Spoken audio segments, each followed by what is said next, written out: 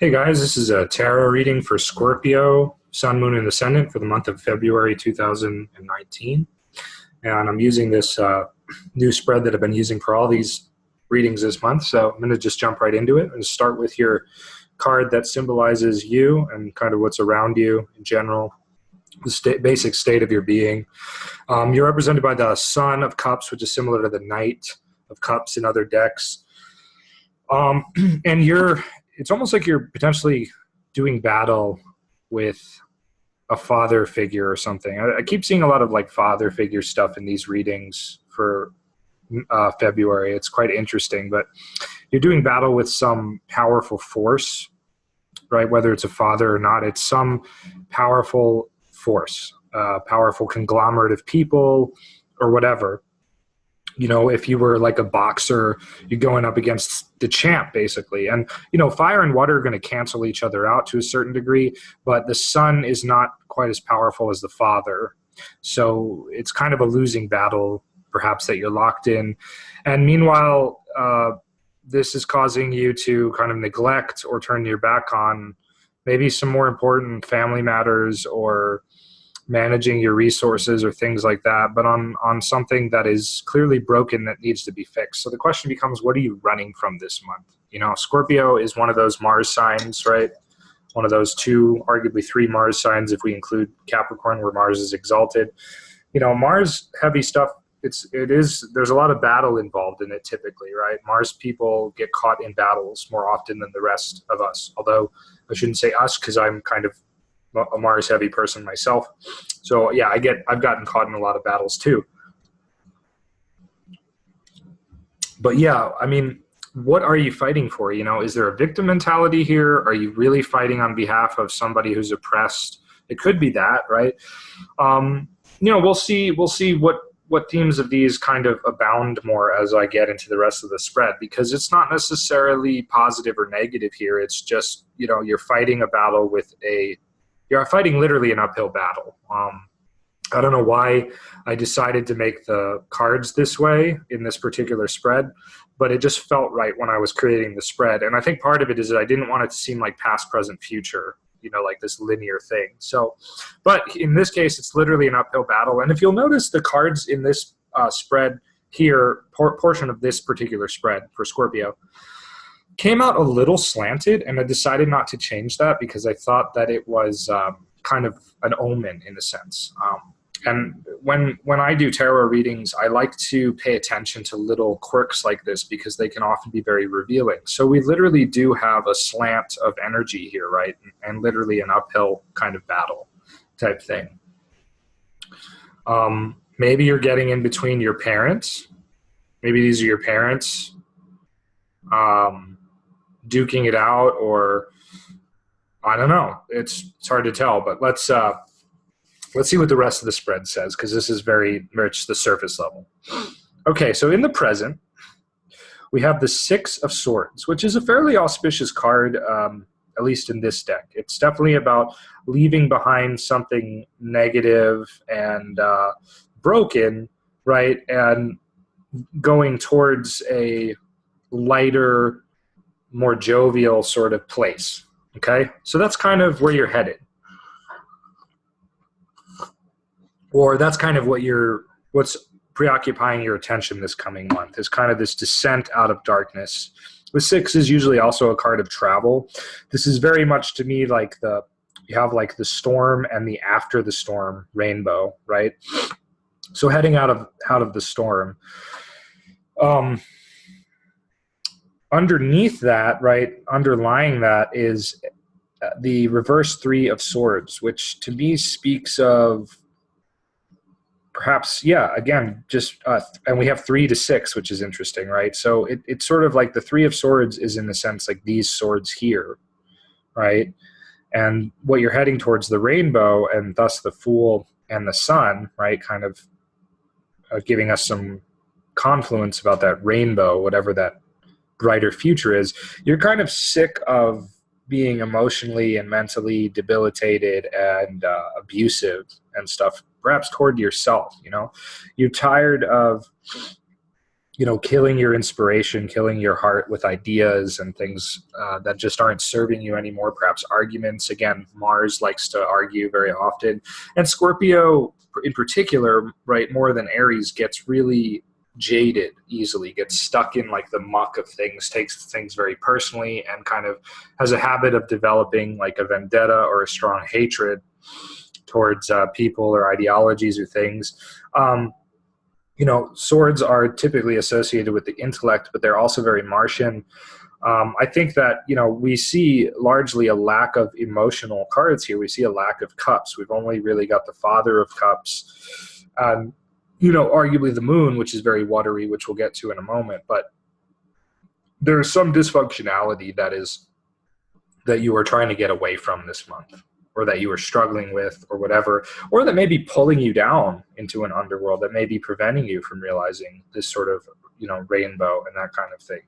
And the Sun in the future position, well, this is it is reversed, but this is a very idealistic sort of future. Like, I just want to leave everything behind and plunge into the future. And that's great. But it may be that you're also running from these other things, really running from dealing with them. And while the Fool card does suggest that it may be a good thing on some level to take a plunge like that, I think the Fool is also tying things together in a way that's saying that what's happening for you this month is kind of a deus ex machina situation, meaning that things are going to not go according to plan, in a sense. Things are not really rational. Things are a bit chaotic, unbounded, unpredictable, and so on. And that, be careful not to literally be too much of a fool in terms of making your decisions and going forward. Because you're wanting to go from, let's say, 1, or I should say 6 to 19, right? That's 13 steps that you're just trying to skip over, in a sense. So the Sun in the future here is almost like too idealistic. Your future and how you're approaching it and stuff is like too idealistic. There's a brightness that is perhaps blinding you. It's so bright it is perhaps blinding you on some level, right? And I think this is part of this trying to take on this Father of Wands kind of figure, right? This is also maybe the desire to try to be like somebody that you're really not, to try to be like somebody who's powerful and has a lot of respect and notoriety and fame. Maybe, you're going for that with the Sun too. These kind of both refer to that, but that's not really who you are, what you are. You're watery. You're not fiery. Although some people say that Scorpio is like a cold fire, or, like a subterranean fire. Sure. But I think in terms of the metaphors I'm trying to use here in this reading, it's like you're trying to get out of a stifling situation that's been clearly created by the misuse of the mind on some level. And we even have the Daughter of Swords in the past, right? And the Father of Cups also. This is kind of interesting juxtaposition, because we have a very secure mentality on some level, but a naive mentality. And we find that what's happening is it's not really what you thought it was. It's not quite fulfilling. And the Father of Cups is sort of like an upheaval of the Daughter of Swords. It's sort of like actually similar to the Libra spread, where I think we had both these cards present. The Father of Cups is seeking something more, potentially more emotionally fulfilling, but it's like he's heading into this, Three of Swords situation, this very sticky situation, right? Kind of a letdown, kind of a buzzkill. So, in kind of where you're coming from with the past is that you had some ideas about things, but not very fulfilling, right? Your heart and your aspirations are sort of getting strangled by them. And now perhaps you're foolishly bounding headfirst into trying to be something you're not, or trying to attain some reality that is like going from 0 to 60, like you have a Lamborghini. But in reality, you're driving like an old Ford pickup truck or something like that. Not that I have anything against old Ford pickup trucks. It's just that you're not going to go from 0 to 60 in like 2.5 seconds like you will with a high quality Lamborghini, if that makes sense, right? So I think there's like a theme here of like pretending to be something you're not, in a sense, and like not dealing with the reality of things, which is this Mother of Pentacles, not taking care of what needs to really just be taken care of. And it's not going to be as like grand, and you're not going to like have some like glorious epic adventure doing this per se, but it's perhaps what needs to be taken care of this month. And I think finally, like the moon, the last card I have to get to, give me a sec. The moon is in the advice position, and of course it juxtaposes the sun card. The moon, instead of going for, in contrast to the sun, I should say, instead of going for like the highest possible glory and power, it's like basically just advising you to check in with yourself, permit yourself to feel again, permit yourself to explore a more transcendental and even chaotic side of life that you don't need to like rationalize and put in a box. Allow things to be a little unclear, right? And exploring that. And it would be a good time to like do dream journaling, the type of meditative work that is that deals with like images, and I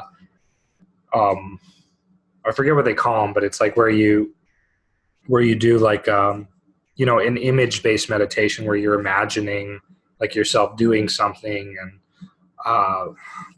there's a good, for those interested, there is in Roberto Saggioli's book Psychosynthesis, a manual of techniques. There is a technique that he talks about in the back of the book, I think, that's like a 12-stage visualization exercise that is really cool. So that's kind of the thing I'm talking about, these like visualization exercises, dream journaling, anything to do with dreams, right? And anything to do with anything that's going to be like kind of intimate, like where you can really express your emotions and maybe put them into art or poetry or things like that, being more vulnerable, kind of just, just sort of sitting with yourself. Like all of these things are the moon, it's kind of like almost saying like, it's okay to be a little sad. It's okay to like, let yourself cry. You don't have to be the hero. You don't have to take everything on and, be this like grand savior of everything kind of deal. It's okay to just take some time to yourself and explore things just for fun, like, I mean, when I think of the moon card, I really do think of like, it's just like, it's simple things like, I don't know, a good example. Like, it's just simple things like going on a nice walk in the woods and just being by yourself, and just sort of allowing yourself to just be however you are emotionally and so on. Or it's like, cooking something that you've always wanted to cook, but you just never tried it before because you felt self-conscious or something. Or the moon is very much like a card of like everything's exposed, everything's there, and it just is what it is. There's no like judgment, right? In the sun, those things get purified, which is great. But first in the moon, we have to accept them for what they are, understand them for what they are, is what I mean, before we can change them or allow them to be purified. So you're kind of wanting to skip a step. Again, this is skipping a step in things. You just want things to be like clean, purified, and done. But you still need to interface with those things and understand them properly, not intellectually, not linearly, but just sit with them and understand them as they are and see them as neither good nor bad. Just see them for what they are and then decide how you want to move forward. So that's it. That's it for you, Scorpio, for February. I hope you have a good month. If this was helpful, please hit like, please share it, subscribe to my YouTube channel. You can check me out on Patreon as well. And check out my website for individualized readings and more, and find me on Facebook and all that good stuff. Okay, have a great February.